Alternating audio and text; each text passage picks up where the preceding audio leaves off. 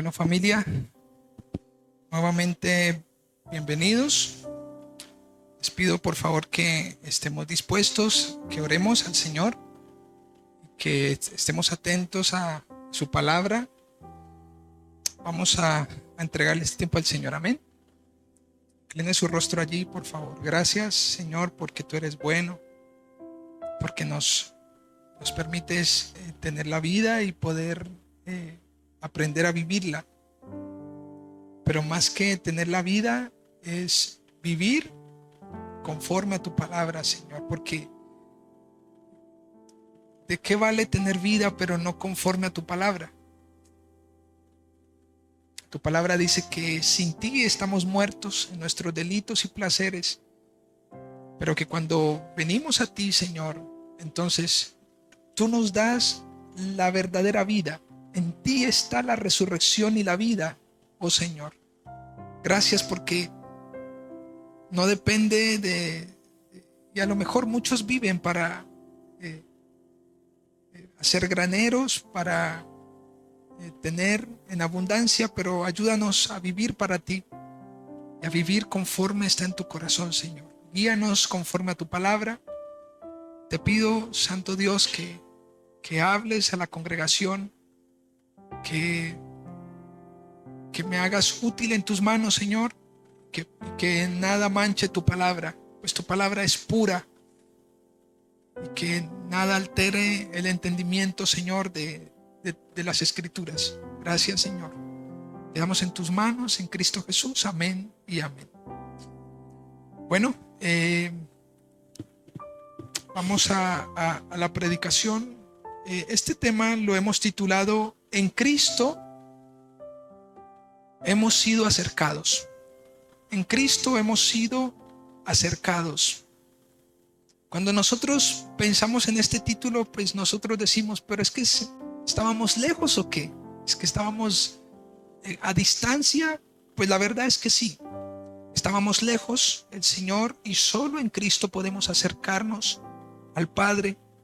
Solo en Él podemos entrar a presentarnos delante del Señor de manera confiada. Hay una gran responsabilidad hoy día, y es de que los pastores le brinden a la iglesia un entendimiento genuino de lo que es la iglesia, de lo que es la iglesia. Porque muchos quienes están sentados en las bancas a veces creen que son la iglesia cuando no lo son. O muchos se reúnen con la iglesia, pero no son la iglesia. Otros son la iglesia, y se ve en el fruto que llevan sus vidas, en el carácter que muestran hacia las personas, en la dedicación y compromiso que tienen con el evangelio y con la iglesia. Ciertamente la Biblia dice que la iglesia es una familia, y más allá de entender que la iglesia es una familia, es la única institución la cual Dios ha avalado y porta o es portadora de la verdad. Entre otras cosas, la iglesia porta la verdad. La iglesia comunica, anuncia la verdad. No es posible ser cristiano y decir que no hago parte de la iglesia. ¿Cuántos me siguen? No es posible ser un cristiano tan solo de manera virtual. La solidaridad, el compañerismo, la unidad solo se ve reflejada cuando nos reunimos de manera presencial. La iglesia hoy en día, muchos en los Estados Unidos se atreven a decir que con esto de la inteligencia artificial también es una forma de hacer iglesia. Pues no. Algunos dicen que llegará un momento donde muchos colocarán algunos audífonos, a lo mejor unas gafas, y ya podrán estar en el servicio. Pues desde la comodidad de sus casas, colocarse unas gafas de manera virtual, pues eso le quita digamos, la esencia misma de la iglesia. Ustedes en esta predicación van a entender un poco más de esto y el concepto de iglesia. En Cristo hemos sido acercados, familia, y somos acercados para ser parte de la iglesia. No es posible, algunas personas se atreven a decir, es que yo escucho al pastor tal en la internet, o yo me reúno con la iglesia por la internet. Pues no. El pastor, ayer estábamos en una reunión, en un estudio, en una clase, y un pastor decía, imagínate tú congregándote, entre comillas, virtualmente. Imagínate que el pastor de Nicaragua o de Estados Unidos o de Guatemala o de Argentina, tú lo escuches, pero él no sabe que tú existes. Una de las cosas del pastor es que el pastor está llamado a pastorear, está llamado a guiar, a aconsejar, a estrechar la mano, a estrechar, a dar un abrazo, a acompañar, a llorar, a reír. Ayer estábamos en un lugar y entonces yo me encuentro de manera sorpresiva con una persona y me dice, si vieras, pastor, que hace 5 meses nos separamos. Una pareja que estaba casada, hace 5 meses separados. Entonces me dice, y la verdad, tanto ella como yo estamos muy desconectados. Estamos profundamente en oscuridad, decía él. Muy honesto, muy noble su corazón.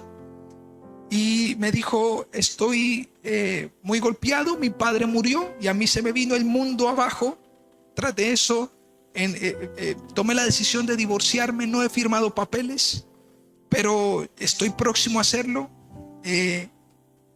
La que Dios, o con la persona que me casé, decía él, no hacía los deberes o el rol de esposa. Yo llegaba de trabajar y no encontraba una buena atención. Y hemos tomado la decisión de cada uno por su lado. Cuando murió mi papá, me decía esa persona, yo a lo mejor me sentía muy solo. Pensé que mi compañera fiel era o iba a ser siempre la esposa o la persona que había decidido estar conmigo hasta el final. Pero resulta que había pasado una semana, 8 días y yo estaba muy golpeado, enlutado. Quería estar con ella, con mi esposa, pero pues quería estar en cuanto a afecto, en cuanto a compañía. Y ella decidió mejor irse con sus amigos. Cada vez más llegaba tarde a la casa, 3 de la mañana, 4 de la mañana. Yo no empecé a soportar, yo no pude soportar eso, así que tomé la decisión de dejarla, de irme, de marcharme. Entonces, allí yo veo algo y es algo que nos introduce al tema. Y es que, y él me decía, pero yo he querido hacer muchas cosas. Y yo le decía, lo importante es ir a la causa, apuntar a la causa y no al efecto, porque a veces nosotros somos muy hábiles para solucionar los efectos, pero no la causa. Entonces, todo lo que está alrededor, lo que está ocurriendo, nosotros decimos, pues bueno, a lo mejor esto hay que solucionarlo en la marcha, pero no consideramos e ignoramos que hay una causa que nos llevó a ese efecto. Yo le decía, la primera cosa que tú debes hacer es replantear cómo está tu corazón en las escrituras. ¿Dónde está tu corazón en las benditas escrituras? Porque si tú estuvieras, le dije a él y lo confronté y le dije, un corazón bien sólido en las escrituras, por más de que haya inestabilidad, entonces va a sentirse sólido y firme. ¿Están conmigo? Va a tener un buen fundamento y un buen soporte para poder afrontar las cosas que se vienen con madurez. Y esto que me estás contando es un diagnóstico, es un retrato de que ni ella ni usted estaban bien, ¿qué? Fuertes y cimentados en las escrituras. Si estuvieran bien sólidos en las escrituras, pues esto hubiese continuado. No hubiesen tomado decisiones como estas. Llegar a las causas, familia. Llegar a las causas. La causa de todas las cosas y del por qué estamos aquí. La causa de usted por qué está sentado en una iglesia. Seguramente hay efectos en su vida que lo han traído a la iglesia. Seguramente, como dicen las escrituras, Dios nos ha dado la oportunidad de acercarnos a Él y considerar las causas. ¿Están conmigo? Cuando venimos a la iglesia, a veces, les mencionaba ahora, venimos por efectos, venimos por consecuencias, venimos por lo que pasó. Pero ¿cuántos estamos dispuestos a preguntarnos por qué sucedió? ¿Qué fue lo que ocurrió? ¿Dónde se originó todo este mal? Pues bueno, para entender un poco esto, quisiera mencionar algo que dice: Dios a lo largo de la historia buscó acercarse a la humanidad. Toda la Biblia nos muestra cómo Dios, desde el Génesis capítulo 3, mucho más atrás, cuando Dios crea todas las cosas, se acerca a Él al caos. En Génesis capítulo 1 dice que en el principio todo estaba desordenado y vacío. Así que Dios decide poner orden donde Él en un futuro se iba a acercar a una humanidad que Él iba a crear. Es interesante que cuando Él crea la humanidad, cuando Él en el Génesis capítulo 1 empieza la creación de todas las cosas, Él se acerca en medio del orden que Él tiene intrínseco, se acerca al caos. ¿Están conmigo?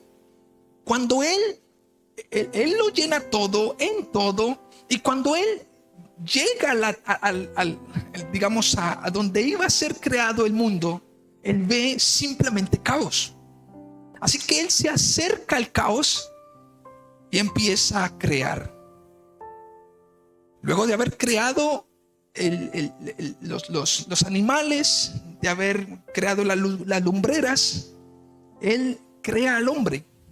Y luego que crea al hombre, el hombre en Génesis capítulo 3 cae en pecado, desobedece al Señor.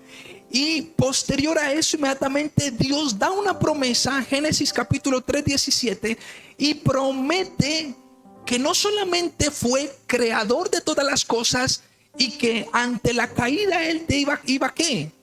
A desistir, o se iba a desentender de su creación. Lo que Dios hizo inmediatamente el hombre cayó es darle una promesa. Y esa promesa aparece en Génesis capítulo 3, versículo 15. Cuando Él promete que, como dice el texto, no quiero sesgarme, Génesis capítulo 3, 15 dice: y pondré enemistad entre ti y la mujer, y entre tu simiente y la simiente suya. Esta te herirá en la cabeza y tú le herirás en el calcañar. Lo que está diciendo es que es una promesa mesiánica donde apunta a Cristo, y es que Cristo le iba a pisar la cabeza ¿a quién? A la serpiente. Mas ella le iba a herir en el calcañar. Iba a morir crucificado. Escuchen por favor. Dios a lo largo de la historia buscó acercarse a la humanidad. La humanidad nunca buscó acercarse a Dios. Si usted, querido amigo, querida familia, usted está aquí, es por pura gracia de Dios. Es porque a Dios le plació que usted fuese acercado. A veces nosotros pensamos que nosotros somos los que hemos buscado al Señor, ¿no? Pero la verdad es que Dios toda la vida, toda la historia humana ha buscado al hombre. Todo el tiempo se ha empeñado en conseguirle. Él lo hizo antes de la caída, cuando Él estaba con Adán en el huerto. Pero también inmediatamente luego de la misma, asimismo se hizo un pueblo y lo acercó a Él. Es interesante porque antes de la caída Dios estaba con el hombre, pero luego de la caída inmediatamente Dios también propone acercarse al hombre. Pasan los años, viene el diluvio, vienen una cantidad de situaciones relatados en Génesis capítulo 3 hasta el 11. Y en el Génesis capítulo 12 Dios llama a Abraham y entonces lo acerca a él, y cuando lo acerca, de él sale una nación. Y esa nación no fue simplemente como bueno, pues yo me acerqué para nada. Esa nación fue levantada porque Dios quería acercarse más y más a quienes, a su creación, al hombre caído. Al pasar los años, Dios permitió que los que estaban lejos se acercaran a Él. Es interesante porque primero Dios se hace un pueblo y ese pueblo lo tiene cerca de Él. Pero como si fuera poco, Dios a los que estaban lejos les permite ¿qué? Les permite acercarse y los va trayendo. Vemos como la historia de Rahab, una prostituta en el tiempo de Jericó. Vemos a Ruth en el tiempo de los jueces, una moabita que había perdido toda esperanza, su esposo había muerto. Y esta moabita también Dios le permitió que fuese y que estuviese cerca de él. También cuando están los guerreros o los valientes de David, muchos de ellos eran personas gentiles. Él compró a quienes estaban vendidos al pecado. Piense por favor en algo. Piense en la venta y la compra. En Romanos capítulo 7:14 dice que nosotros fuimos vendidos al pecado. Entre otras cosas, es como si el señor pecado hubiese llegado y hubiese dicho cuánto valen ellos. Fuimos vendidos al pecado. El engaño de nuestro corazón, Él engañó nuestras vidas. Satanás engañó nuestras vidas. Caín, el hombre cayó en pecado y la paga del pecado es la muerte. Pero luego dice el texto en 1 de Corintios capítulo 6 versículo 20, dice que Él nos compró y ahora afirmamos Él es un Dios cercano. Es interesante, y hace 8 días les mencionaba una ilustración. Y ustedes han visto esas películas que a veces van las personas como encadenadas con grilletes, y yo me imagino que todos íbamos como con grilletes y encadenados en medio de un desierto. Solamente los jefes, los que iban en los camellos, en los caballos, eran los que tenían acceso al agua. Los demás comían cuando los jefes quisieran, los humillaban, eran simplemente unos miserables. No se sabía, esos miserables que tenían en esclavitud a ese pueblo o nuestras vidas mejor. Les comentaba que ante esa ilustración es como si alguien viene y dice, bueno, ¿cuánto valen esos esclavos? Pues valen un precio. Y dice que el Señor pagó el precio de ¿quiénes? De esos esclavos. Ahora, hay una historia en la Biblia, es una historia real. Sucedió en el tiempo de el apóstol Pablo en su segundo viaje misionero. En el primer viaje misionero, Hechos capítulo 13, del 13 al 52. Se los voy a relatar y en algunos textos nos detenemos para que soportemos un poco la historia de lo que sucedió.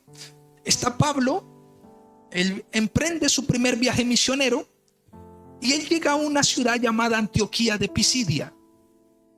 Y cuando él está en ese lugar, había una sinagoga. En la sinagoga habían unos judíos. Y esos judíos, pues, versículos, si ustedes me acompañan, Hechos capítulo 13, versículo 15. Y dice, y después de la lectura de la ley y de los profetas, los principales de la sinagoga mandaron a decirles, varones hermanos, si tenéis alguna palabra de exhortación para el pueblo, hablad. Lo que está diciendo en la escritura es que llegó un momento donde Pablo fue a una ciudad y allí había una sinagoga. Si retomamos un poco, empezamos a decir que Dios se ha acercado. Y esto es lo que tenemos que tener claro. Dios es un Dios cercano. Hasta el tiempo de Jesucristo, Dios quiso siempre, y su interés fue ¿qué? Acercarse a ¿quién? A la humanidad.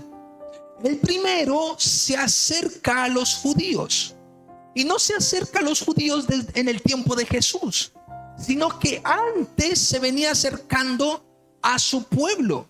Recuerden, Dios se hizo un pueblo y quiso en ese pueblo ser y estar cercano. ¿Cuántos me siguen? Dios se hizo un pueblo, Génesis capítulo 12, ese pueblo se conoce como el pueblo de Israel. El Antiguo Testamento relata toda la historia de la relación entre ese pueblo y Dios. Cuando Dios todo el tiempo está buscando al pueblo, por el contrario, el pueblo ¿qué? Su pecado empieza a ir en contra y a rechazar a ese Dios que lo había acercado. ¿Están conmigo? Piensen por favor, alguien que nos haya acercado y nosotros por el contrario de responderle en gratitud, por el contrario ¿qué? Le rechazamos. Pues bueno, así sucedió hasta los tiempos de Jesucristo. Cuando Jesús vino a su pueblo, el pueblo que debería a lo mejor esperarlo, pues no le esperó, no lo recibió. Pasó los años, y por eso estoy hablando un poquito de historia, porque pasaron los años y luego Pablo empieza a ir por algunas ciudades y llega a esta ciudad. Y en esta ciudad había una sinagoga. Y en la sinagoga habían judíos, o sea, personas que pertenecían siempre al pueblo de Israel. Así que ellos estaban allí leyendo las escrituras, los profetas, la ley. Y entonces Pablo les dice, bueno, pues ellos le dicen a Pablo, pues si tienes algunas palabras, pues ven, pasa al frente y habla. Y entonces Pablo le dice, ok, pues muchas gracias, me dieron la oportunidad. Y empieza Pablo a decirles lo siguiente, versículo 16. Entonces Pablo, levantándose, echa señal de silencio con la mano y les dijo, varones israelitas y los que teméis a Dios, oíd, escuchen esto. El Dios de este pueblo de Israel escogió a nuestros padres y enalteció al pueblo, siendo ellos extranjeros en tierra de Egipto, y con brazo levantado los sacó de ella. Y por un tiempo como de 40 años los soportó en el desierto. Lo que quiere decir es que Pablo empieza a relatarles la historia y a recordarles a ellos lo que sucedió en un pasado. Pablo empieza diciéndoles, Dios a ustedes como pueblo los escogió. Los ha escogido, y no solamente eso, para bendecirlos, sino que los condujo en un desierto. Entre otras cosas, fue cercano a ustedes y nunca los dejó ¿qué? Nunca los dejó solos, siempre los acompañó. 40 años en un desierto, versículo 19, y habiendo destruido 7 naciones en la tierra de Canaán, les dio una herencia en su territorio. Entre otras cosas, los encuentra, hace un pueblo, los escoge, los conduce, los lleva al desierto, los soporta en el desierto, luego los lleva a otra tierra y allí los bendice, les da herencia. Versículo 20. Después, como de 450 años, les dio jueces hasta el profeta Samuel. Y luego pidieron rey, y Dios les dio a Saúl, hijo de Cis, varón de la tribu de Benjamín, por 40 años. Quitado les levantó por rey a David, de quien dio también testimonio diciendo, he hallado a David, hijo de Isaí, varón conforme a mi corazón, quien hará todo lo que yo quiero. Reitero, lo que Pablo está haciendo es un recorderis, y siempre le está diciendo, Dios siempre se ha interesado por ser un Dios que cercano, por estar cerca de ustedes. Y entonces los judíos que estaban allí sentados en la sinagoga escuchando a Pablo empezaron pues a considerar lo siguiente ante las palabras de Pablo. Versículo 26, escuchen esto: varones hermanos, hijos del linaje de Abraham, y los que entre vosotros teméis a Dios, y vosotros es enviada la palabra de esta salvación. Porque los habitantes de Jerusalén y sus gobernantes, no conociendo a Jesús ni las palabras de los profetas que se leen todos los días de reposo, las cumplieron al condenarle. Oh, por Dios, aquí viene algo. Creo que usted debería considerar esto y estar atento. Mire, cuando Pablo les está hablando a ellos, a los judíos, y les está diciendo, dense en cuenta que a sus padres Dios los escogió, que el Señor estuvo con sus padres en el desierto, los soportó, luego les dio herencia en un territorio, luego les levantó jueces, luego les dio un rey. Dios siempre fue cercano a ustedes. Le estaba hablando al pueblo judío. Todavía los gentiles no estaban en la escena. Así que los judíos sentados ahí escuchando eso, diciendo, ok, ¿y esto para dónde vas? ¿Qué quieres decir con esto? Y Pablo les dice, ustedes, los gobernadores, ustedes, los ancianos de Jerusalén, ustedes los que conocen a las escrituras, ustedes no recibieron ¿a quién? A su rey. Hemos dicho en muchas ocasiones cómo los magos, ahorita que viene la Navidad, recuerdan siempre que los magos vienen del oriente, trayendo en unos camellos, trayendo incienso, trayendo unos detalles para el niño Jesús. Y ellos le dicen a los judíos, hemos venido porque se nos ha dado a conocer que ha nacido el rey de ustedes. Es paradójico. Uno dice, ¿cómo es posible? Es como si en su casa pase algo que usted no se dé cuenta. Y el vecino se dé cuenta que en su casa está pasando algo. ¿Están conmigo? Los judíos cuando tuvieron a Jesús no lo recibieron. Entonces Pablo lo que les hace es recordarles. Pablo les dice, ustedes no recibieron, no conocieron a Jesús y cumplieron las escrituras al condenarle. Quiero que entendamos esto para que luego vamos a entender un poco acerca de la iglesia, porque allá quiero aterrizar. Acerca de la iglesia. Pablo continúa leyendo y dice, versículo 28, y sin hallar en él causa digna de su muerte, pidieron a Pilatos que se le matase. Y habiendo cumplido todas las cosas que de él estaban escritas, quitándolo del madero, lo pusieron en el sepulcro. Quiero decirles una cosa, familia. A veces no entendemos el concepto y la magnitud de lo que es la iglesia porque no entendemos la historia de la Biblia. No entendemos el plan de Dios. ¿Están conmigo? A veces nosotros decimos, vamos a las escrituras y decimos, pero yo no entiendo. ¿Qué tiene que ver esto con esto? ¿Cómo que gentiles y judíos? ¿Qué es eso? Pues familia, si usted presta atención y usted me permite estos minutos, pues usted entenderá lo que realmente es la iglesia. Porque la iglesia ni es un partido político, ni está para ser permeada por la política. La iglesia ni es la cuna o el club donde pertenecemos. La iglesia, ahorita lo vamos a ver, porque a veces tenemos un concepto errado de la iglesia. Es más, a veces decimos, pues vamos para la iglesia. Y uno dice, vamos para la iglesia. No has entendido entonces. Cuando nos damos cuenta que no vamos para la iglesia, sino que vamos a reunirnos con la iglesia. Porque yo ya soy iglesia. Y el domingo es el día donde nos reunimos como iglesia, porque la iglesia no es un templo hecho de manos humanas, sino es un grupo de personas convertidas al evangelio de Jesucristo, arrepentidos de sus pecados, entendiendo que en Cristo, solo en Él somos justificados. A lo mejor un poco de historia nos da un poco de pereza, nos dice, no, pero ¿cómo que judíos y que Abraham? Pues es bueno entenderlo, porque los mismos judíos, es más, dice que el error, dice que la riqueza del mundo fue el desprecio de los judíos a su Cristo.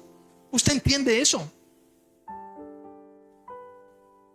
La riqueza del mundo es el desprecio de los judíos a su Cristo. Si ustedes leen por favor Romanos capítulo 10, mire lo que dice las escrituras. Romanos capítulo 10 versículo 20 dice, e Isaías dice resueltamente, fui hallado de los que no me buscaban y me manifesté a los que no preguntaban por mí. ¿Estos quiénes eran? ¿Quiénes eran estos?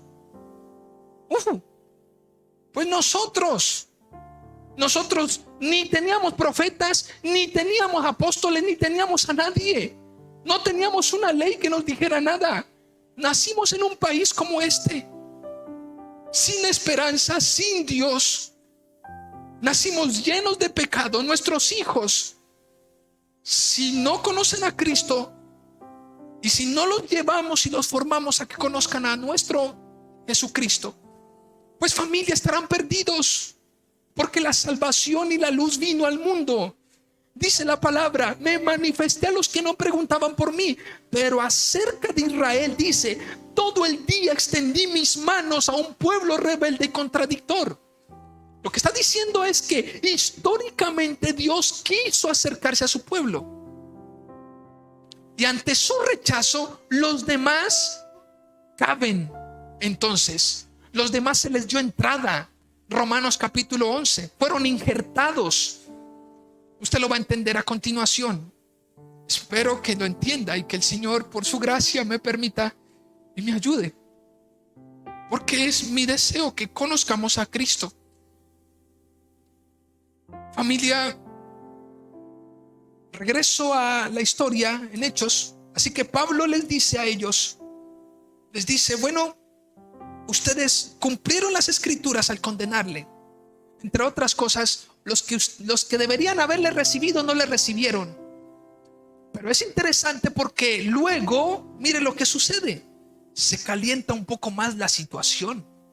En el Hechos capítulo 13, versículo 33, dice, la cual Dios ha cumplido a los hijos de ellos, a nosotros resucitando a Jesús, como está escrito también en el Salmo 2, mi hijo eres tú, yo te he engendrado hoy.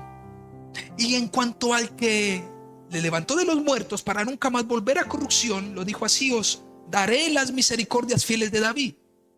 Pablo les está hablando acerca de Cristo. Les está diciendo, no solamente ustedes le condenaron y él fue crucificado, sino que también Dios le levantó de entre los muertos. Así que eso era un bombazo para los judíos, porque ellos no habían recibido a Cristo. Parte de los judíos en Hechos capítulo 2, parte de ellos creyeron en Jesucristo. Se compungió su corazón cuando Pedro les dijo, ustedes no saben lo que hicieron. Y entonces ellos dicen, ¿qué es tan grave? Y entonces Pedro les dice, pues ustedes crucificaron al que Dios y Padre había aprobado. Entre otras cosas, al Hijo de Dios ustedes pusieron en un madero para que se cumpliesen las escrituras. Muchos creyeron, otros se envanecieron y no creyeron. Muchos le rechazaron también. Y es interesante, familia, porque Pablo viene relatando la historia y luego les dice, ustedes lo crucificaron, pero cuando ustedes lo crucificaron, porque el hombre no sabe hacer otra cosa, porque el pecado del hombre no sabe hacer otra cosa, sino que crucificar. Y al que se levanta como justo lo crucifican, y al palo que da mejores frutos también le tiran piedras. Cristo fue levantado como un justo sin pecado y empezaron a calumniarlo, a blasfemar en contra de él. Finalmente crucificado fue, pero Dios el Padre le resucitó. Y eso es lo que está diciendo Pablo. Y en el capítulo 30, en el versículo 38 dice, sabed pues esto, varones hermanos. Pablo le continúa hablando a los judíos. Ya voy a terminar esta parte de la historia. Que por medio de él se nos anuncia el perdón de pecados. Y que de todo aquello que por la ley de Moisés no pudiste ser justificados, en él es justificado todo aquel que cree. Uno dice, pero yo creo que los judíos estaban allí, cada vez más se cogían del asiento y cada vez más se querían desaparecer. Estaban más iracundos porque Pablo les decía unas cuantas verdades.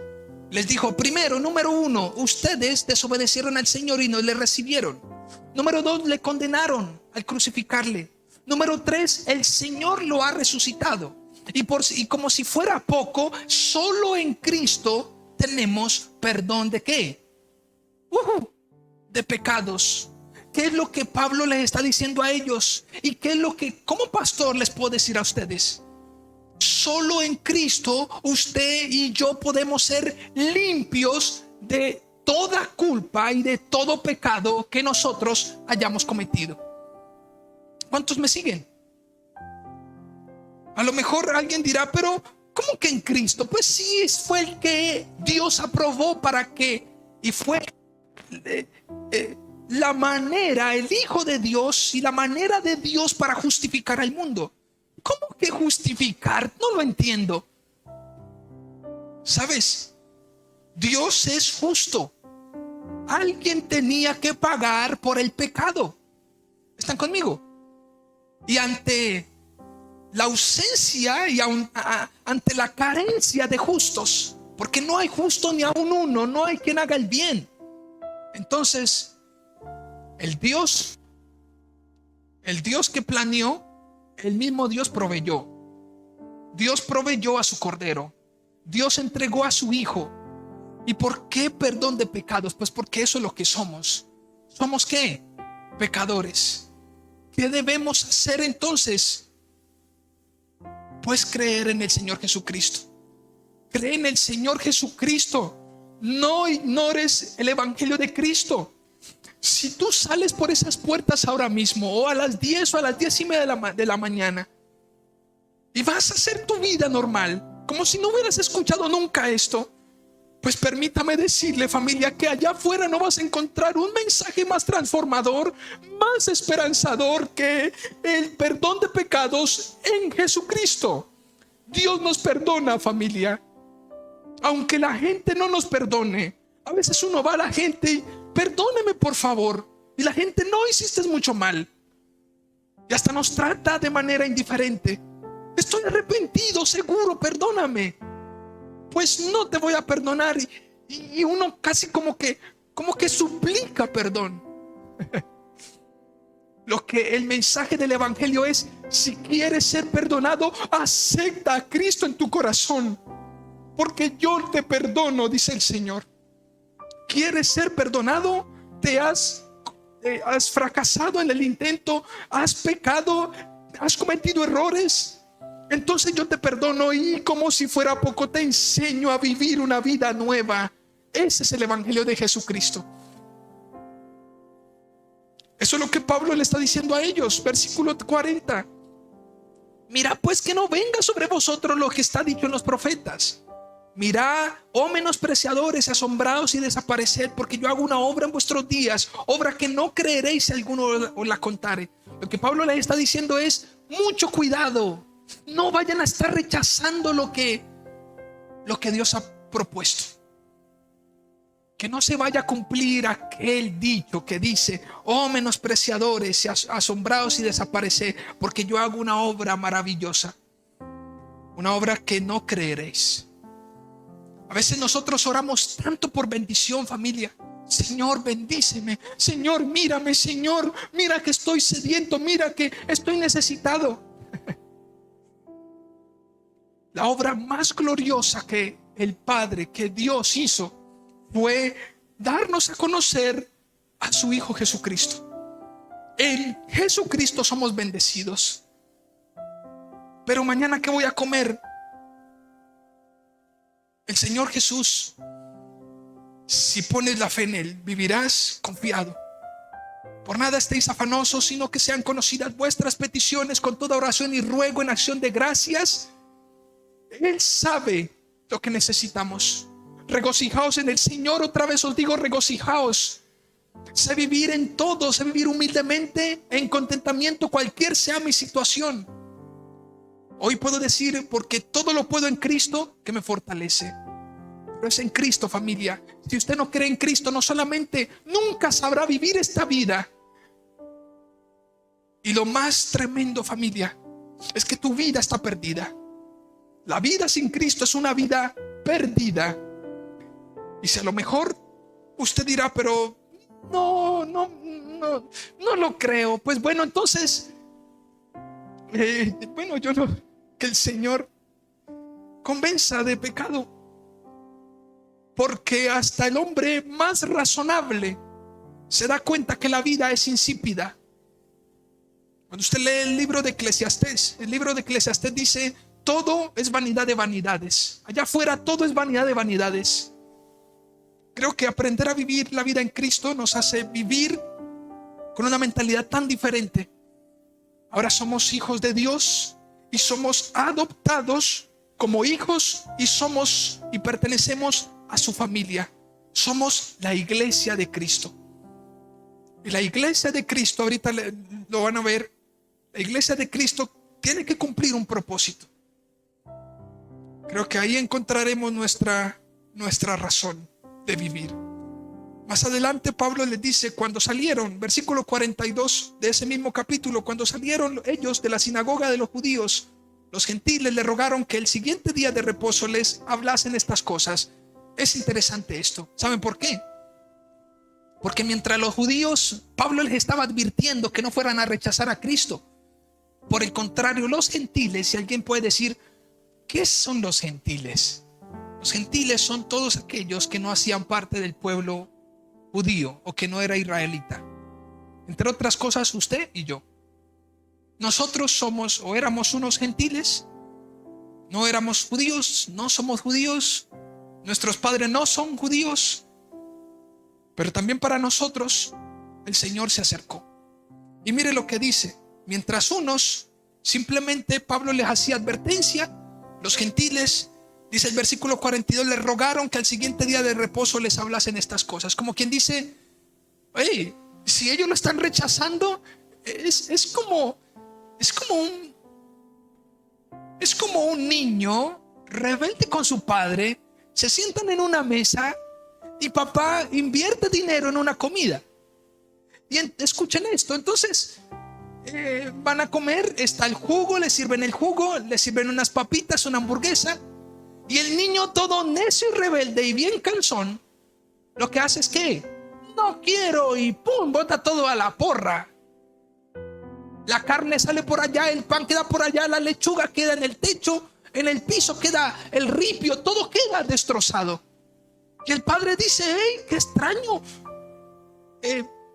Pues, ¿por qué hiciste eso? Y viene un niño indigente de la calle y dice, y empieza a recoger la carne que cayó al suelo. Eso es lo que pasa en el evangelio. Los judíos estaban sentados en la mesa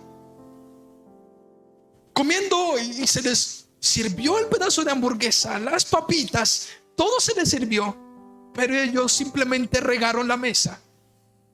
Y los que estaban abajo diciendo, Señor, aún los perrillos comen de las migajas que caen de las mesas.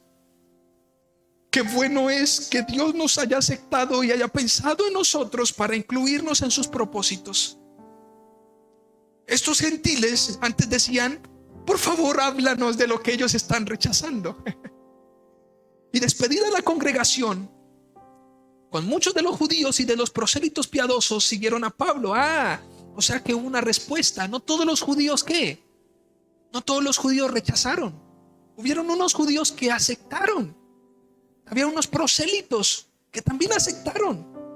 Así que en el versículo 46, entonces Pablo y Bernabé, hablando con denuedo, dijeron, a vosotros a la verdad era necesario que se os hablase primero la palabra de Dios, es decir, a los judíos, mas puesto que la desecháis y no os juzgáis dignos de vida eterna, he aquí os volvemos a los gentiles. Como quien dice, primero venimos a ustedes para que ustedes no digan que nosotros no venimos, para que ustedes no digan que Cristo vino o que los ignoró. No, Cristo vino a ustedes y ustedes ¿qué? Lo rechazaron. Y como ustedes lo rechazaron, entonces nos volvemos a ellos. Y vaya que cuando se vuelven a ellos, dice la palabra, porque así nos ha mandado el Señor. Te he puesto para luz de los gentiles, a fin de que seas para salvación hasta lo último de la tierra. Versículo 48, amo este versículo. Los gentiles, oyendo esto, se regocijaban y glorificaban la palabra del Señor, y creyeron todos los que estaban ordenados para vida eterna. Oh, por Dios. Como quien dice, ustedes si quieren hamburguesa, sí, estamos hambrientos. Ok, entonces para ustedes es esto. Cuando entendemos esto, entonces entendemos algo, familia, y es el valor de la iglesia. Quiero que vayan, por favor, antes de ir a ese texto central, quiero que vayan a Primera de Pedro 2, 7 al 9. Primera de Pedro 2, 7 al 9. Miren lo que dice. Para vosotros, pues, los que creéis, Él es precioso. Pero para los que no creen, la piedra que los edificadores desecharon ha venido a ser la cabeza del ángulo. Como quien dice, permítame, para los que creen, Jesucristo es ¿quién? ¿Es qué? Precioso. ¿Es qué? Precioso. Para los que no creen, son edificadores, pero ignoraron que Jesucristo es la piedra del ángulo. Por eso dice luego el Salmo: si Jehová no edificare la casa, en vano trabajan los que la edifican. Usted puede hacer todo el esfuerzo por sacar adelante sus hijos, puede hacer todo el esfuerzo por sobrevivir en esta tierra, pero algún día vas a morir, algún día vamos a morir, y todo nuestro esfuerzo se va para la porra, y mañana nuestros hijos se van, y todo nuestro esfuerzo queda allí simplemente. ¿Por qué no aceptas a Cristo? ¿Por qué no te regocijas en Él? Y si ya crees en Cristo, entonces simplemente vive para glorificar su nombre. Los que no creen en Cristo, les pido y les animo a que se arrepientan de sus pecados, que crean en Jesucristo, porque no hay razón para vivir si no es en Él. Y para los que ya creen, entonces glorifíquenlo, porque Él es precioso, porque Él es la piedra del ángulo. Dice: y piedra de tropiezo y roca que hace caer, porque tropiezan en la palabra, siendo desobedientes, a lo cual fueron también destinados. Este versículo es hermoso. Mas vosotros, como dicen, mas ustedes, los que han creído, sois linaje escogido, real sacerdocio, nación santa, pueblo adquirido por Dios, para que andéis en política, para que hagas cosas que no estás llamado a hacer. No, para que anuncien las virtudes. ¿Cuáles son las virtudes? Que en Cristo hay reconciliación con el Padre, que en Cristo tenemos paz para con Dios, que en Cristo hay perdón de pecados, que Cristo está en nuestra salvación, de aquel que nos llamó de las tinieblas a su luz admirable. Vosotros que en otro tiempo no erais pueblo, me fascina esto. Vosotros que en otro tiempo no ¿qué? No eran pueblo, pero ahora sois el pueblo de Dios, que en otro tiempo no habíais alcanzado misericordia, pero ahora habéis alcanzado ¿qué? Misericordia. ¿Usted puede entender eso? Dígale que está a su lado: antes no eras nada. O sea, un poquito más contundente: si no estás en Cristo, no eres nada. Esto va más allá, familia, de algo religioso. No, pero es que pues hoy fui a la iglesia y pues ahí hablaron que pues que si yo no estoy en Jesús, pues que Jesucristo pues para mí no tiene como, ok, está bien. Pues no está bien, porque el problema es que tú continúas así. Es más, en el libro de Hechos dice que ellos, cuando fueron a predicar el evangelio y no fue Jesucristo recibido, ellos simplemente se dieron ¿qué? La vuelta, sacudieron sus pies, el polvo de sus pies, y ¿qué? Y se marcharon. Entre otras cosas, el evangelio, familia, es luz. Y cuando se proclama el evangelio, pues simplemente como dice en Juan capítulo 3, si no crees en el evangelio de Jesucristo, pues no creas, pero entiende algo: ya estás condenado. No lo creo. Bueno, creo que hay muchas cosas que afirman la verdad de las Escrituras. El cielo y la tierra pasarán, pero su palabra nunca pasará. Pero es que la palabra fue escrita por hombres. Sí, fue escrita por hombres, pero fue inspirada por el Espíritu Santo. Así que si usted afirma eso, Y si usted cree que esto fue inspirado, que las Sagradas Escrituras fueron inspiradas por el Espíritu Santo, le invito a que la conozca, para que usted se llene de convicciones de que todos los demás anuncios y dichos son simplemente errados y que la Escritura simplemente afirma y nutre nuestra fe, porque la fe viene por el oír la palabra de Dios. Ahora cantábamos que debemos vivir por fe y no por vista. Hay muchos que viven por vista, hay muchos, y estamos en una generación, yo le llamo la generación Tomás, porque quiere ver para creer. Pues bueno, si hasta que no crea yo no veo. Y tuvo que Cristo luego de haber resucitado, aparecerse a Tomás para que él creyera. Familia, desde Habacuc el Señor ha revelado su palabra diciendo: mas el justo por su fe vivirá. ¿Usted quiere vida para su vida? Para la vida de nuestros hijos, pues entonces que en nuestros hogares se hable de Cristo, que vivamos para Cristo. No éramos pueblo, familia, pero Él nos llamó.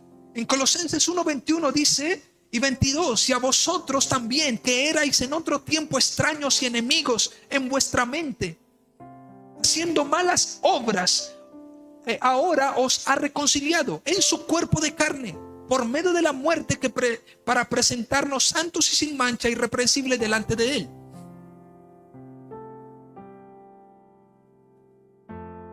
Vosotros que antes éramos ¿qué? Extraños y enemigos.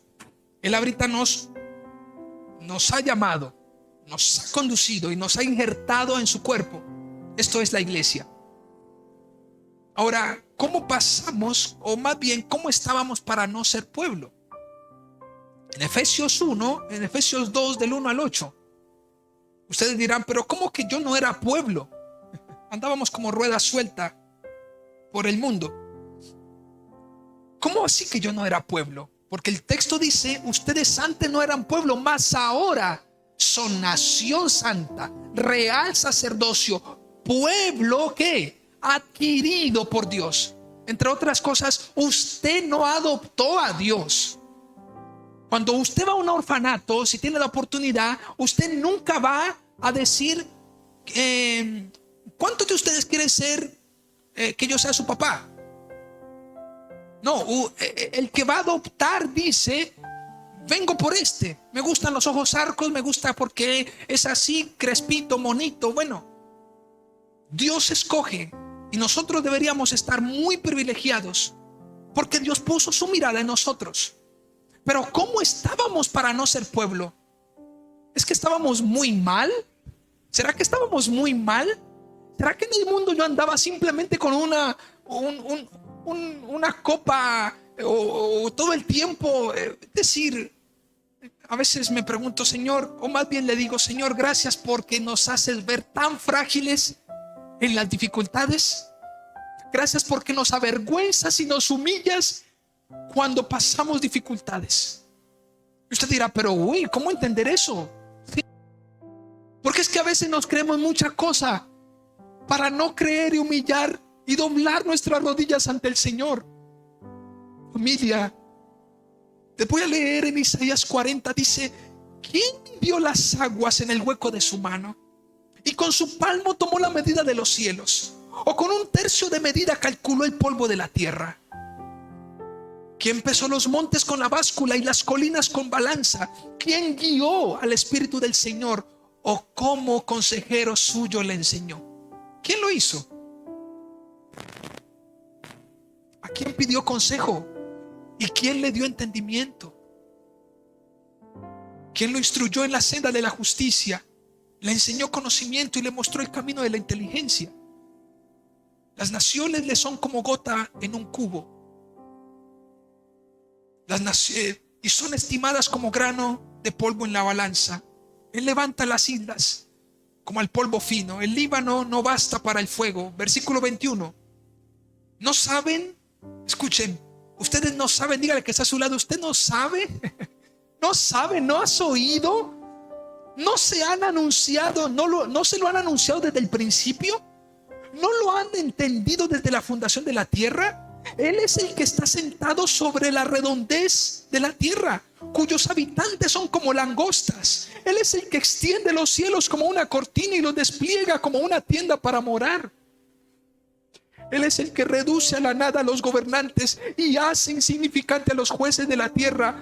Apenas han sido plantados, apenas han sido sembrados, apenas ha arraigado en la tierra su tallo, cuando Él sopla sobre ellos y se seca. Ese es Dios. Ese es nuestro Dios. Un Dios en lo cual estamos y que a veces decimos, pues yo no necesito, nada, está bien. Bueno, creo que deberíamos considerar cómo estábamos para no ser pueblo. ¿Cómo estábamos? Quiero que usted piense, por favor, un momento. ¿Cómo estaba antes de que el Señor llegara a mi vida? ¿Cómo estaba mi vida? Y piense, por favor, cómo hubiese seguido su vida si el Señor no le hubiera dado una oportunidad a usted para vivir lleno de esperanza. ¿Sabe, familia? Hay esperanza para nuestro porvenir cuando estamos en el Señor. Hay seguridad. Jesucristo es nuestra garantía. Hay esperanza aún cuando vamos a la muerte. El apóstol dice, para mí el morir, para mí el vivir es Cristo, y si muero, pues es ganancia. Quiero que piense, por favor, un instante, ¿qué sería de su familia si usted no estuviera? ¿Cree usted que su familia depende de usted? Bueno, ¿qué sería de ellos si usted no estuviera? ¿En qué manos los dejarías? Mira alrededor y ponte a pensar en qué manos los pondrías. Ay, Dios, qué bueno es morir en paz y decir, Señor, a mi familia le mostré la senda de la justicia y les enseñé y les viví y les modelé a Cristo. Qué bueno es eso, familia. Vemos a David con Salomón, que por más de que ese hombre fue un hombre con una muy buena actitud, buen corazón para Dios, su hijo Salomón al final de sus días desvió su corazón. ¿Quién garantiza que nuestros hijos mañana no van a estar en un lugar diferente? Lo único, familia, es cuando sembramos a Cristo en sus corazones, porque mañana ya no estaremos. El Señor es eterno. Usted es un simple mortal. Aterricen. Somos tan dichosos y privilegiados de pertenecer a la iglesia. ¿Cómo estábamos? Pues bueno, en Efesios 2 del 1 al 8. Y Él os dio vida a vosotros cuando estábamos muertos en vuestros delitos y pecados, en los cuales anduvisteis en otro tiempo, siguiendo la corriente de este mundo, conforme al príncipe de la potestad del aire, el espíritu que ahora opera en los hijos de desobediencia, entre los cuales también todos nosotros vivimos en otro tiempo en los deseos de nuestra carne, haciendo la voluntad de la carne y de los pensamientos, y éramos por naturaleza hijos de ira, lo mismo que los demás. Oh, por Dios. Señor, si yo hubiese seguido de la manera que venía, no tendría otra paga sino la muerte. Pero tú llegaste a mi vida, tú me escogiste y me has dado vida. Estaba enredado, estaba muerto. ¿Usted entiende eso, familia? Sproul dice que el Señor no fue que nos encontró en una piscina donde la orilla estaba cerca y que a lo mejor estábamos allí a 1 metro, pero párate que estás a lo mejor chapuzando ahí y la piscina es bajita, párate o extiende la mano y ya llegas a la orilla. R.C. Sproul dice, nosotros no estábamos así. Nosotros no estábamos en una piscina y simplemente extiende la mano o pon los pies y párate para que ya estés seguro. R.C. Sproul decía, Nosotros estábamos muertos. ¿Usted entiende eso? Estábamos muertos en nuestros delitos. ¿Y qué es un muerto? Un muerto no pide nada. Un muerto no le dice al Señor: Señor, te necesito. Si un muerto empieza a sentir y empieza a decir: quiero leer la palabra, quiero ir a la iglesia, entonces ya no es un muerto. En la gracia de Dios, que Dios lo ha empezado a ¿qué? Que Dios lo ha empezado a levantar. Decía, nosotros no necesitábamos un rondón ahí, una rondalla ahí, como un flotador para salir ilesos, ¿no? Nosotros estábamos adentro en el mar, estábamos en lo profundo, en las profundidades del abismo, estábamos muertos. Y el Señor fue por nosotros y nos sacó y nos llevó hasta la orilla, y ahí nos dio vida. Estábamos muertos, no teníamos vida. Dice la palabra: Él es la resurrección y la vida. Familia, ¿en serio estás impresionado por tantas cosas aquí en la tierra? Por favor, familia, mañana será glorioso. La eternidad será gloriosa. Esperemos a Cristo. Vivamos en Cristo. En Mateo, versículo 4 de ahí, Efesios, dice: pero Dios, que es rico en misericordia, por su gran amor con que nos amó, aun estando nosotros muertos en pecados, nos dio vida juntamente con Cristo. Por gracia sois salvos, y juntamente con Él nos resucitó, y asimismo nos hizo sentar en lugares celestiales con Cristo Jesús, para mostrar en los siglos venideros las abundantes riquezas de su gracia en su bondad para con nosotros en Cristo Jesús. Oh, por Dios, para mostrar en siglos venideros, para mostrar en lo que sigue, para mostrarle a las generaciones que vienen cuán bueno ha sido Dios con nosotros. Si mi familia no hubiese conocido a Cristo, no sé mi papá y mi mamá qué hubiese pasado. Pero Cristo llegó a nuestra casa. Mateo 9:36 dice: y al ver las multitudes tuvo compasión de ellos, porque estaban desamparadas y dispersas como ovejas que no tienen pastor. ¿Quién nos apacentaba? ¿Quién nos escuchaba? ¿Quién nos guiaba? ¿Quién nos consolaba? Pues bueno, familia, Efesios 2:11, voy terminando. Efesios 2:11. Este es un texto central y quise dejarlo para el final, porque Efesios 2:11 es el relato y la explicación de una de las obras más maravillosas sobre la faz de la tierra, y es una obra que solo la ha hecho Dios. Y si ustedes recuerdan que ahorita les hablaba de judíos y de gentiles, pues usted aquí va a encontrarle sentido a esto, porque el apóstol Pablo se encargó en la carta de los Efesios de hablarles a esas personas de lo que habían sido llamados a hacer.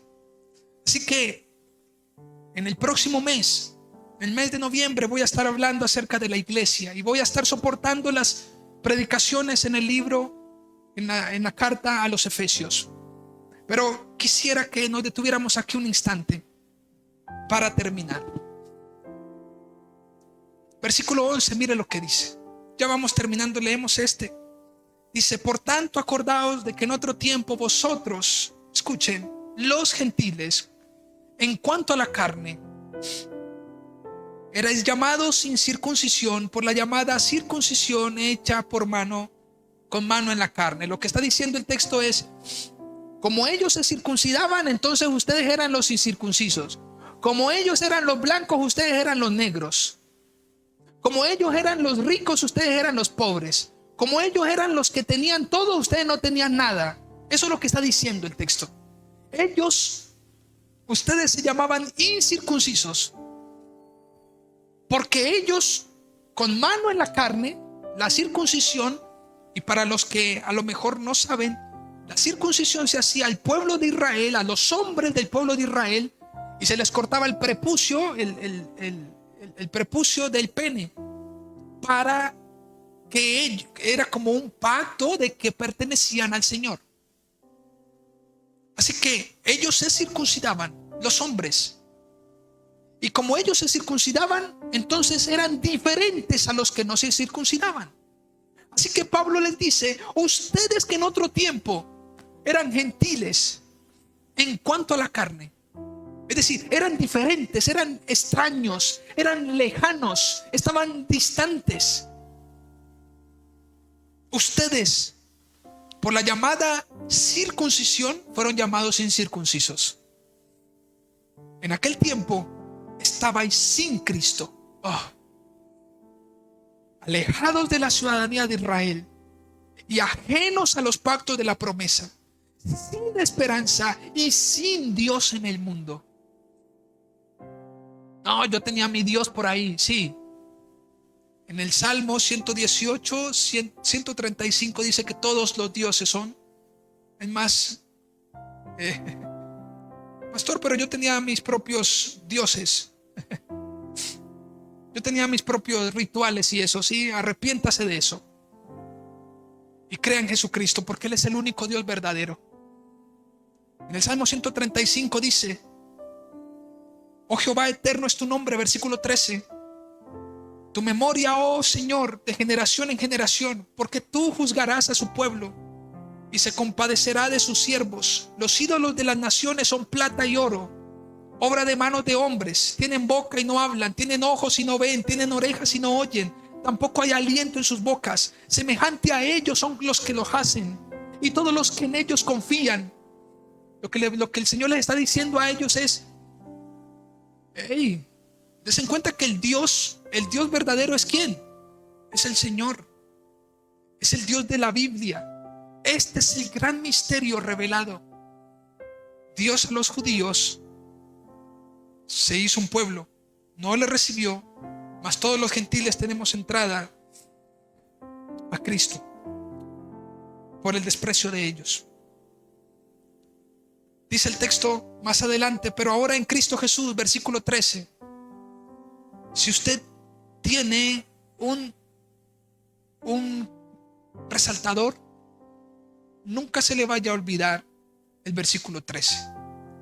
Es más, nunca se le vaya a olvidar la expresión que dice: pero ahora. Nunca.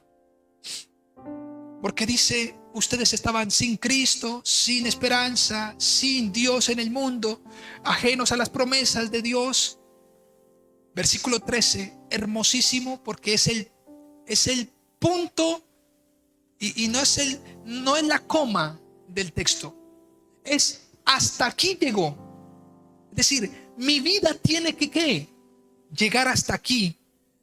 Antes andaba sin esperanza, ahora vivo esperanzado. Antes andaba sin Dios, ahora vivo con Dios. Porque el texto dice: pero ahora. Ese pero ahora tiene que ver con: ok, esto pasó antes, pero ahora. La gran noticia es que ahora en Cristo Jesús, vosotros que en otro tiempo estabas ¿qué? Lejos, habéis sido hechos ¿qué? Cercanos por la sangre de Cristo. Los hombres que no se han circuncidado, todos son cercanos. Vengan, no hay necesidad de que se circunciden. Ahora en Cristo ustedes ya no son extraños. Vengan todos, vengan a Cristo. Oh, por Dios, esto es maravilloso. Solo en Cristo, familia, Él nos ha acercado por la sangre de Cristo, porque Él es nuestra paz. O sea, Cristo es ¿qué? Es la paz. Señor, dame paz. Ok, ¿estás en paz con Dios? Es diferente. A veces queremos sentirnos ¿qué? En paz. El problema no es si nos sentimos en paz, el problema es si estamos en paz con Dios. Porque a veces queremos sentir un fresquito, pero estamos en conflicto con el cónyuge. Estamos en conflicto con el papá, con la mamá, con el hermano en la iglesia, pero queremos estar tranquilos. Esto es un poco paradójico. quiero estar tranquilo, pero tengo problemas con todo el mundo, pleitos por todo el mundo, compro una pelea. Pues lo mismo es con el Señor. Si tú quieres estar en paz con Dios, si quieres recibir la paz de Dios que sobrepasa todo entendimiento y quieres vivir confiado en la vida, pues entonces asegúrate primero, asegurémonos de estar en paz con Dios. ¿Cómo estar en paz con Dios? Si la Biblia dice que éramos enemigos, si éramos enemigos, si estamos en Cristo, entonces ya no somos enemigos de Dios. ¿Y por qué enemigos? Yo no entiendo. ¿Por qué enemigos? Pues ¿cómo que por qué? Porque Dios es santo y porque somos pecadores nosotros. Porque íbamos en contra de lo que Dios, de su voluntad. Dice de que ambos pueblos hizo uno. Esto me parece maravilloso y aquí empieza a tomar forma la iglesia. Y por eso les digo que en el mes de noviembre voy a estar predicando acerca de esto. Porque dice, porque Él es nuestra paz, de que ambos pueblos hizo ¿qué? ¿Cuáles ambos pueblos? ¿Se acuerdan que yo les decía que en la historia que había unos judíos y que había unos gentiles? Pues Dios en su sabiduría y en Cristo, cuando provee a Cristo, Él hace de esos dos pueblos ¿qué? Uno. Y dice, derribando la pared intermedia de separación, aboliendo en su carne las enemistades, la ley de los mandamientos expresados en ordenanzas, para crear en sí mismo de los dos un solo y nuevo hombre, haciendo la paz. Y mediante la cruz reconciliar con Dios a ambos en un solo cuerpo, matando en ella las enemistades. ¿Entendemos esto? No, pastor, pero es que yo estoy, entre otras cosas, les empecé diciendo acerca de una pareja que conocimos y que hace 5 meses están separados. Son casados. ¿Ustedes creen que entre ellos hay enemistades? Cada uno anda como rueda suelta. Cuando entendemos que somos la iglesia y que en Cristo somos ¿qué? Uno, entonces ya no anduviéramos o no andaríamos en ¿qué? En enemistades. La iglesia no está para andar en enemistades, en chismes, en bochinches, en murmuración, en pleitos, en iras entre los hermanos.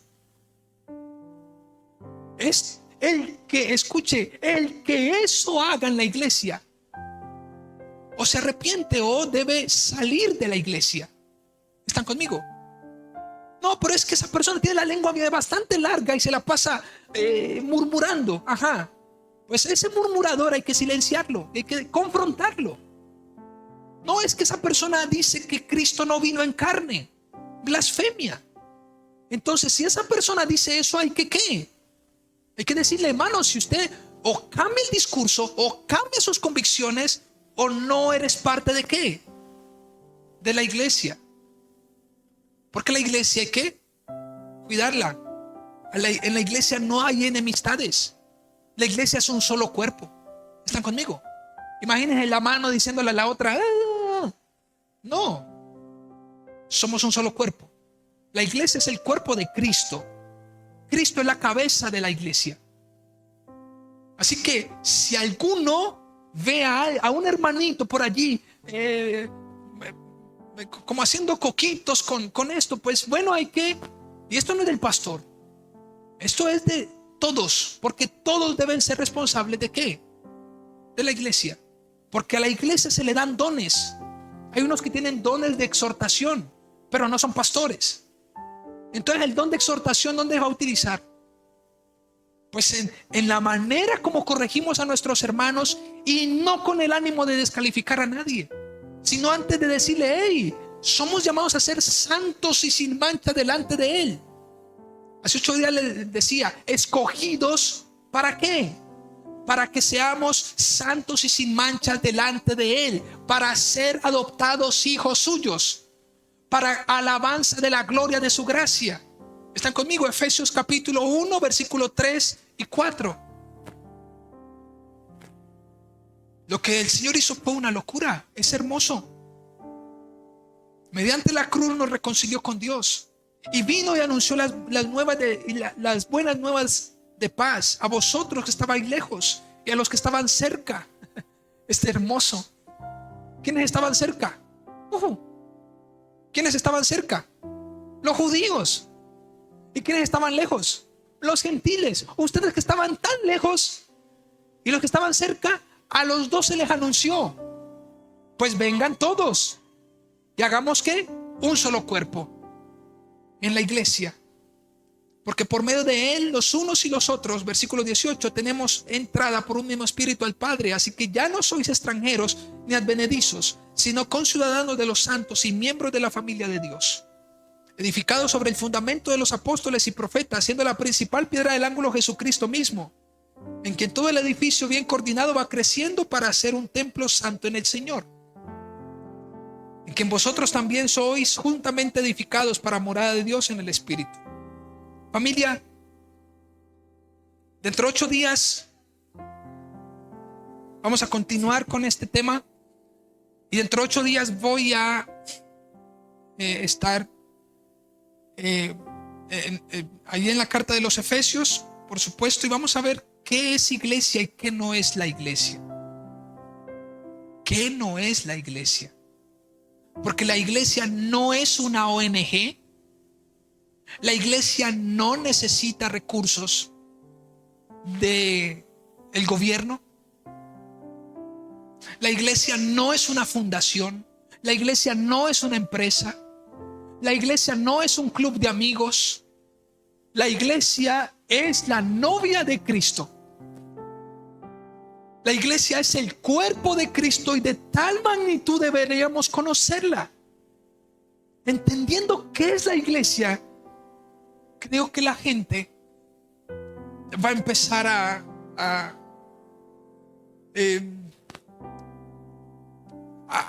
considerar si es parte o no. Porque la iglesia está llamada a ser santa y sin mancha delante del Señor. La iglesia, ¿cómo ser? Y con esto termino. ¿Cómo puedo ser parte de la iglesia? ¿Cómo soy parte de la iglesia? Si yo quiero ser parte de la iglesia, porque si hemos dicho de que si yo les he dicho, yo no puedo ser parte de la iglesia e ignorar a Cristo. ¿Están conmigo? No puedo. Si Cristo es la cabeza del cuerpo, que es la iglesia, ¿cómo vas a amar al cuerpo y no a la cabeza? Es que me gusta estar con el cuerpo, pero entonces mochémosle la cabeza. No es posible, porque las manos no tienen cerebro, el estómago no tiene un cerebro, la mente no está en el corazón, la mente no está en la pelvis, no está en los pies. Somos el cuerpo nomás, no somos la cabeza. Y como no somos la cabeza, entonces deberíamos sujetarnos a lo que diga la cabeza. ¿Qué es lo que dice la cabeza? Pues lo que dicen las escrituras. ¿Qué es lo que dicen las escrituras?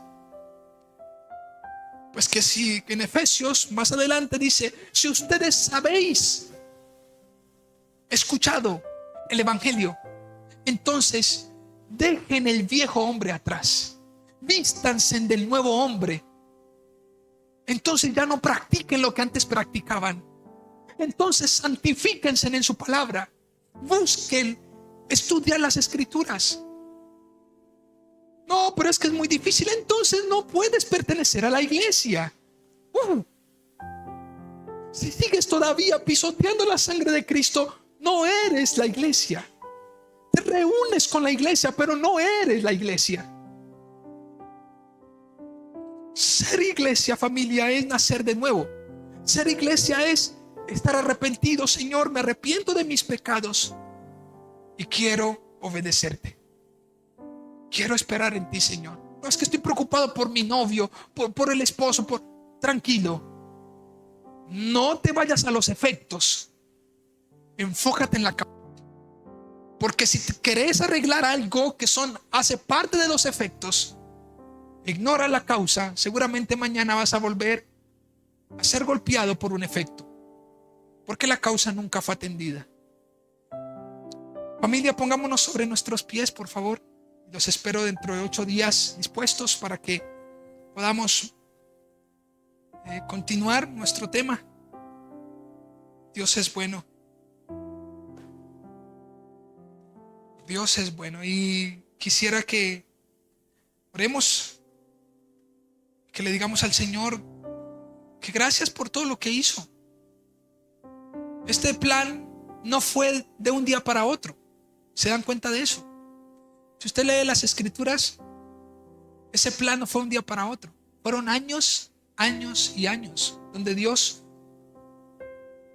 estuvo se acercó a Adán, estaba en el huerto con él, con su esposa Eva, pero luego de la caída el Señor dio una promesa y continuó, y pasaron los años y él continuó acercándose al pueblo.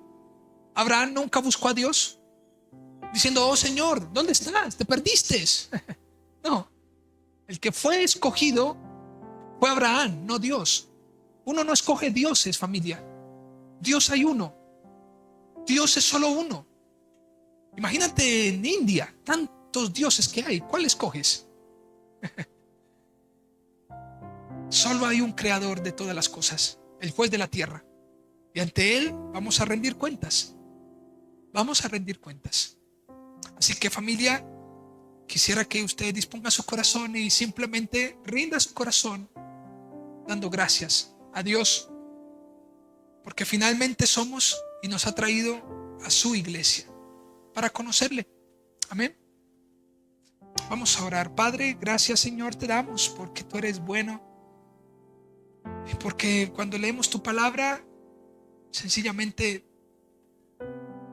vemos tanta sabiduría, tanta grandeza. Tú eres un Dios soberano, y leer tu palabra nos permite caer de rodillas, postrar nuestro corazón, inclinar nuestro rostro ante ti, pues solo tú eres el más sabio, eres el único Dios de la tierra. Te damos gracias por tu palabra, porque en ella podemos encontrar tu plan. Y gracias por Jesucristo. Allí donde estás, dile: Señor, gracias por Jesucristo, porque solo en Él podemos ser uno, podemos llamarnos iglesia, porque solo en Él nos has adoptado, nos has justificado, porque solo en Él hay perdón de pecados, porque solo en Cristo hay vida eterna. Gracias, Señor, porque tú nos amas, porque nos has provisto tu Espíritu, porque nos has abierto el entendimiento, porque nos has provisto las Escrituras para amarla, para conocerte, para glorificarte, para vivir para ti. Señor, gracias, porque antes estábamos lejos, pero tú te acercaste. Estábamos lejos, sin esperanza, sin Dios, ajenos a las promesas. No éramos pueblo, pero ahora somos tu iglesia. Gracias, Señor, porque tú eres bueno. Te amamos y quedamos en tus manos. En el nombre de Cristo Jesús. Amén.